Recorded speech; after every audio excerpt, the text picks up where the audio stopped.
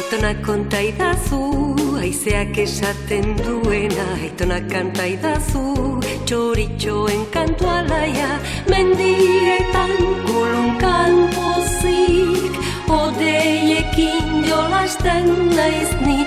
Aitona, ni beti izango naiz zurekin.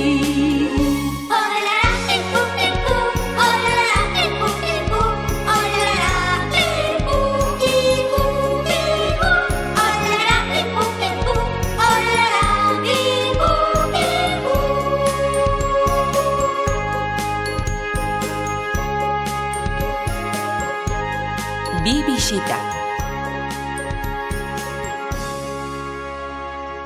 Heidik bete ditu 8 urte eta eskolara hasi behartzuen berez neguan. Irakasleak ere halaxe jakinarazi zion Aitonari, baina Aitonak ez zion utzi eskolara joaten.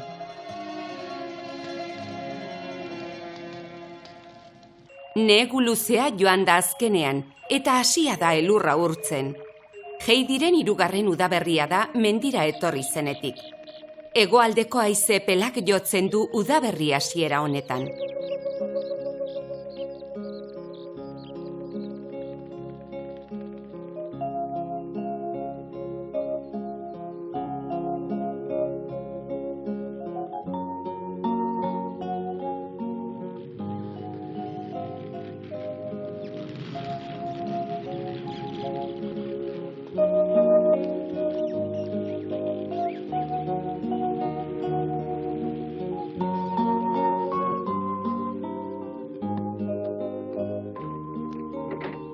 Zertan ibili zara, Heidi? Udaberria entzuten, Aitona. Udaberria entzuten? Aizu, Aitona, joan naiteke gaur Ramonaren etxera esan baiet. Noski, lurra lehor dagoia. Ez dago arriskurik beraz. Zoaz arratsaldean nahi baduzu.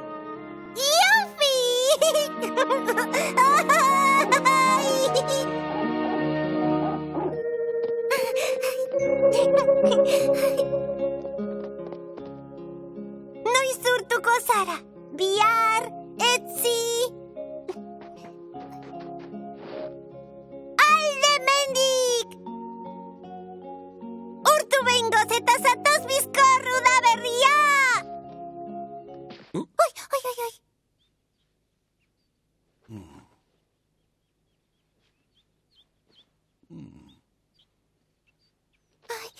Barkatu, jauna. Ez estutu, aurrok biziak izan behar duzue Heidi zara, ez da? Zer moduz, jauna? Oso atsegina zara, esan nazidaten, zure Aitona etxean alda. Aitona bisita bat! Egunon jainkoak auzoko. Egunon, apaiz jauna. Eseri hementxe favorez, ez da oso erosoa, baina... Estimatzen dizut. Aspaldi elkar ikusi gabe. Hala da? Hitz egin beharra nuen zurekin, horregatik etorri naiz honaino. Jakingo duzu ziur asko zertaz adiskidea, Heidi hitz egin nahi dizut. Ziur nago ondo konponduko garela, ze egiteko asmoa duzu aurrarekin. Heidi, zoa zauntzak zeintzera, emaitezu gaz pixka bat.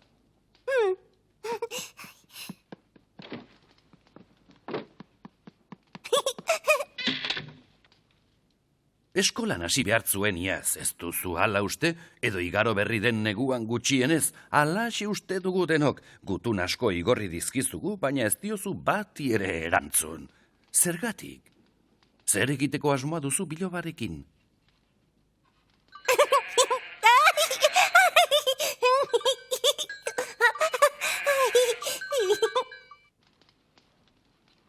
Ez dut Heidi eskolara bidaliko eta kitxo. Zer?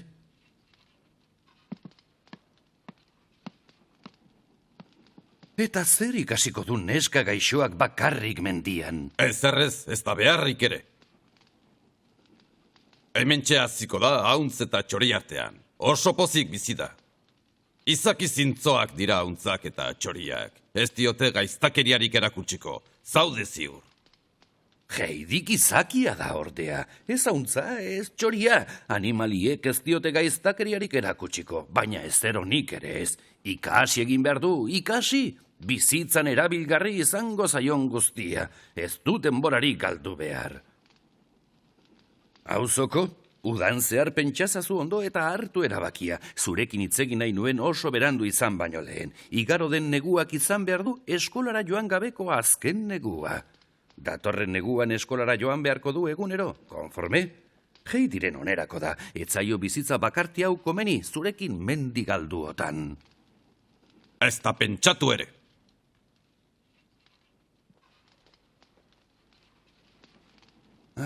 Jainkoarren, zergatik zara horren egoskorra. Ez dut ulertzen. Zer uste duzu? Ez dudala zure buru gogorkeriaren aurka borrokatzeko modurik? Ba okertzaude!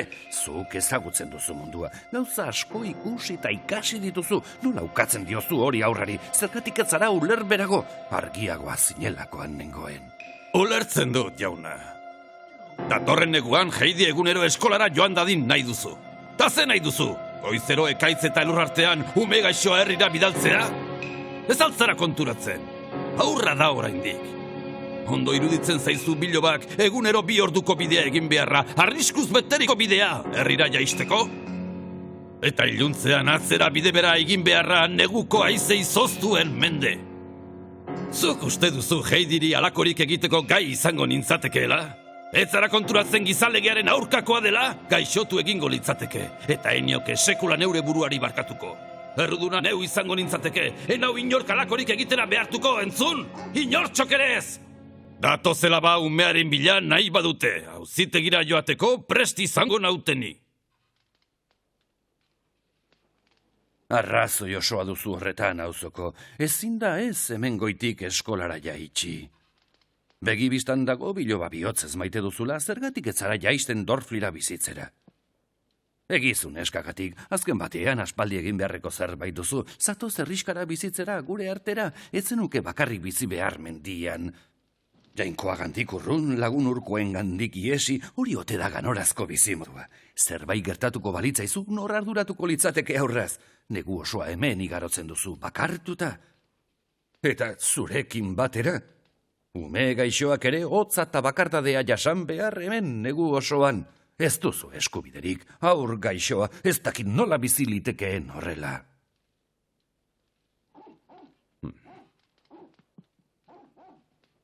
Biloba, ume osasuntsua da, ez zaio ezer falta. Arropa egokiak ditu bero ibiltzeko. Egurrugari dugu gainera. Udan zuaitzak ebaki eta egurra prestatzen dut negurako. Emaiozu begiratu bat egurtegiari. Gainezka dago, etxe honetan sua piztuta egoten da negu osoan. Burutik jotako agurea naizela pentsatuko duzu behar bada, baina hori ez da egia. Herritarre gorroto naute eta nik ere gorroto ditut. Horixe besterik ez da. Jende zitala eta miserablea da, nik bezain ondo dakizu zuk hori. Okertzaude, auzoko. Baliteke herritarrak zure gustuko ez izatea hori zeuk ikusiko duzu, baina ez dira hain txarrak ere, jende ona da naiz eta gehiagitzegin behar bada. Saia zaitez, zatoz gugana, besoak zabalik hartuko zaitugu, ikusiko duzu. Atsegin eta deitzu izango gara zurekin eta Heidirekin. Hanpean hobeto sentituko zara, baita seguruago ere. Beraz, datorren neguan gure artean bizitzera etorriko zara? Denok adiskide izango gara berriro, Jainkoarekin eta gizakiekin bakeak egingo dituzu. Enuke inola ere Heidi zugandik banandu behar izaterik nahi, baina onartzen ez baduzu, ez dut beste remediorik izango. Mesedez, hitzematen didazu mendia utzi Jainkoarekin bakeak egin eta gizaki moduan biziko zarela berriro gure artean, gure herrian?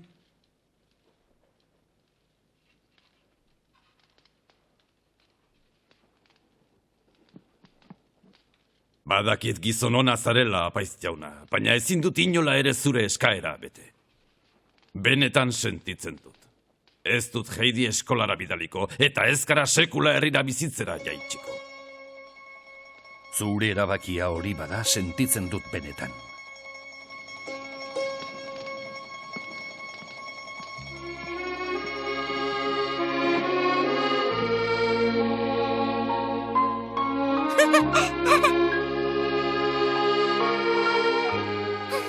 Bukatu duzu, jauna?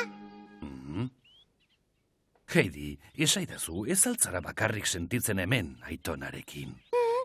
Eba. Zertaz hitz egin duzue? Aitonak esango dizu. Urren arte, Heidi.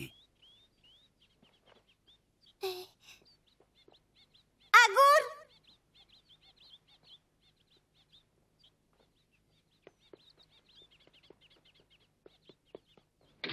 Aitona! Aitona, zer esan dizu apaizak?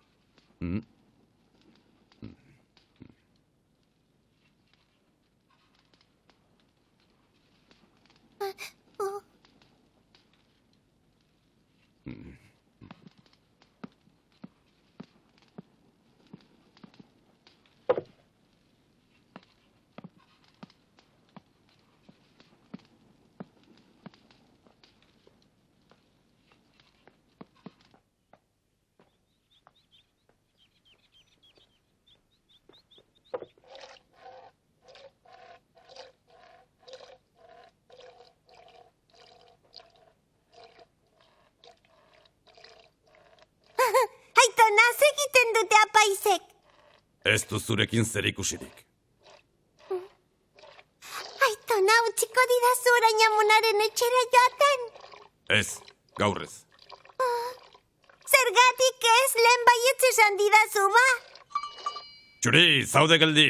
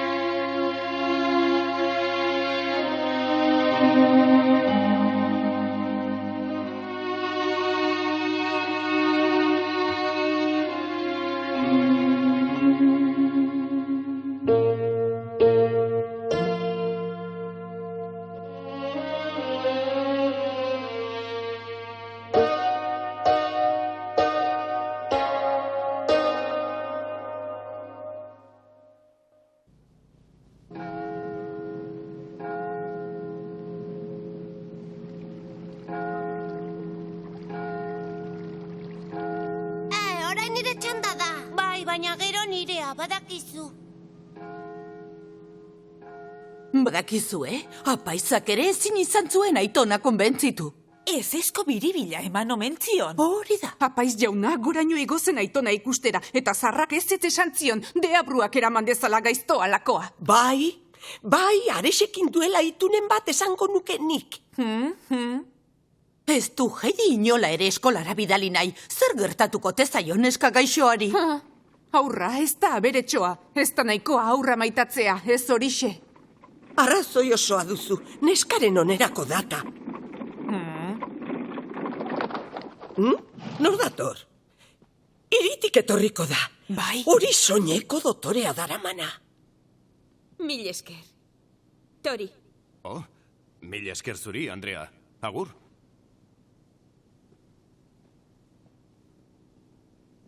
Are! Aizu, izeba barbel, zu ikustera etorri dela uste dut. Ni? Ez dut uste? Ikusten?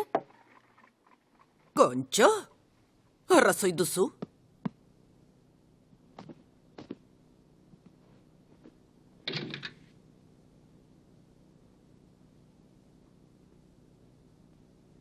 Kaixo, Barbel, zer moduz? Baina... Aspaldiko etzarete gogoratzen? Dete! Begira norretarri den! Data! Aiene! Oso aldatuta zaude. Ongi etorri, dete. Nesa. Eman besarkada bat, dete. Bai, noski. Dama bat ematen duzu hori soineko ederra. Gustatzen zaizu? Bai, horixe. Oroitzen zarete? Izeba dete da. Orain 3 urte, Heidi aitonaren gana ekarri zuen berarekin bizi zedin mendian. Zaharrarekin herrieta egin, eta mendian behera abiatu zen Frankfurtera joateko lanera.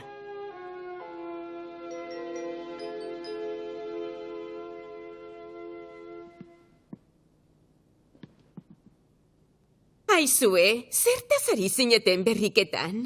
Ba, dete, zure errua da, zurea bakarrik. Etzenuen sekula Heidi zaharrarekin utzi beharran goian, mendian. Hori da, nik esan izunez egiteko, baina etzenidan jaramonik egin. Zaudete pixka batean, oso bizkoritz egiten duzue, ez dizuetu lertzen. Ez egin plantak orain, horrela jarraitzekotan, Heidiren kalterako izango da, hori badakizu. Itxaron pixka bat, aitonak ez du aurra behar bezala zaintzen, ala? Ez da hori, dete, izugarri maite du. Orduan segertatzen da. 8 urte dituela. Eta aitonak ez duela herriko eskolara bidali nahi, inola ere ez. Baina zer diozu? Alfabetua ere, ez daki, ezin genuen onartu. Horrexegatik apaiz jauna bidali behar izan genuen mendira aitonarekin hitz egitera. Ez ezkoa eman zion ordea? Aiene. Eta zeu zara erruduna, dete. Zer egingo duzu, Ez zaizu axola Heidi horrela aztea, aberetxo bat balitz bezala? Ez da pentsatu ere. Zaudete lasai, ez diot inola ere utziko Heidiri zaharrarekin mendian bizitzen. Dete, zer esan nahi duzu horrekin? Proposamen zoragarria dut Heidirentzat. Ez duzu ez zertan kezkatu neskak.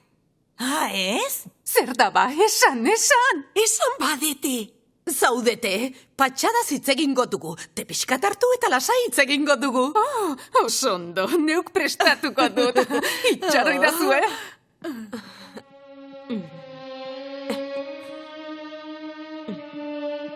Tea! Hasi dete, zain gaudeta. Deteren inguruan eserita, herritarrak azken berriak entzuteko irrikaz daude.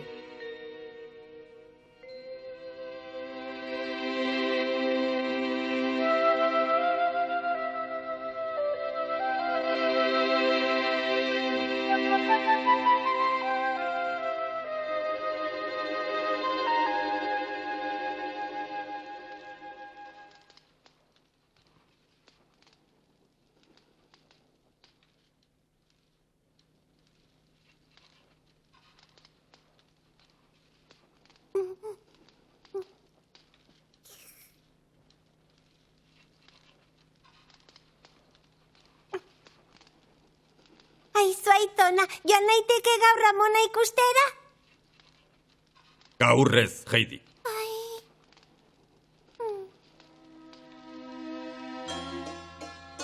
Hitz hoiek esan, eta mutu geratu da aitona oso serio.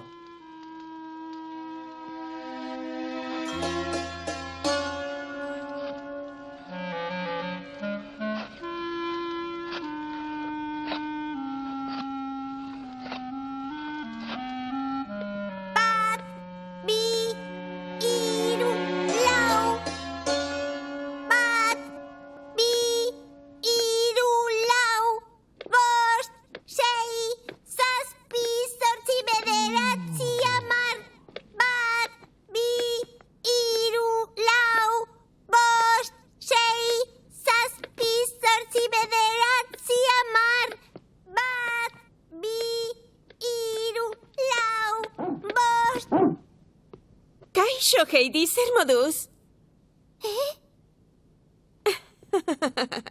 Ez zara anita zoroitzen? Izeba dete zara? Heidi, oso polita zaude, izugarrian ditu zara, ez zaitut ezagutu iaia. Itxura ona duzu. Eskerrik asko. Non da, aitona? Barrua lanean ari da. Zaude, Heidi! Zer? Hobe duzu hemen gelditu. Hobeto pentsatuta zatoz nirekin. Zure aurrean hitz egingo diot. Tira, zatoz nirekin, Heidi.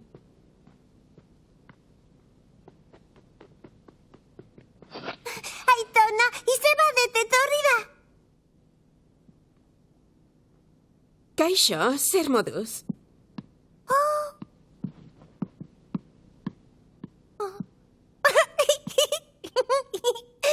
Zeri egiten diozu barre umea? Zure soinekoak erratza ematen du, txirbilak bildu ditu. Zer? Oh. Berdin dio, berri onak ditut zuretzat. Adi entzun beraz.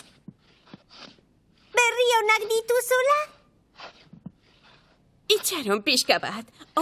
Aztu baino lehen opari bat dut zuretzat. Goxokiak. Tori, zuretzat dira. Mila esker. Aitona, zer modu zaude? Zuri ere opari bat ekarri dizut. Tabakoa da. Tori.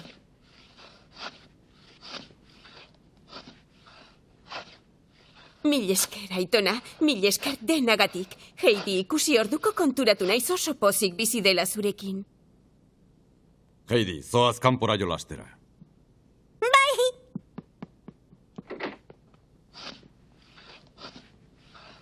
Nirekin haserre zaude oraindik. Barkatu, Aitona, baina banekien Heidirekin ondo moldatuko zinela eta zuzen nengoela ikusi dut. Garai hartan enuen aurra norekin utzi. Ulertzazu, ezin nuen besterik egin. Aitona, behar bada Heidi etzitzaidala bat ere axola pentsatuko zenuen, hemen utzi nuenean, baina ez da egia. 3 urteotan ez dut umea burutik kendu.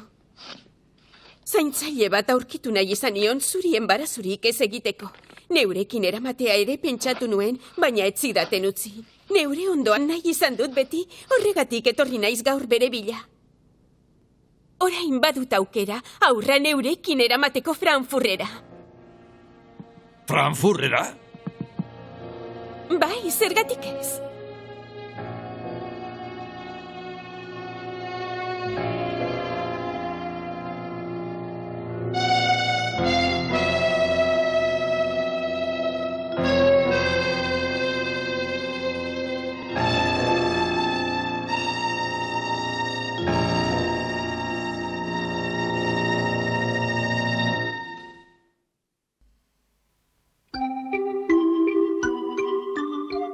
デーテおばさんの素敵な話というのは、大金持ちの一人娘の遊び相手としてハイジをフランクフルトへ連れて行くということでした。でもおじいさんはハイジをデーテに渡す気は全くありませんでした。業を煮やしたデーテはおじいさんやおばあさんにお土産を持って今日中に帰って来られるからと嘘をついて、何も知らないハイジを行く気にさせてしまいます。次回は離れ離れに。お楽しみにね。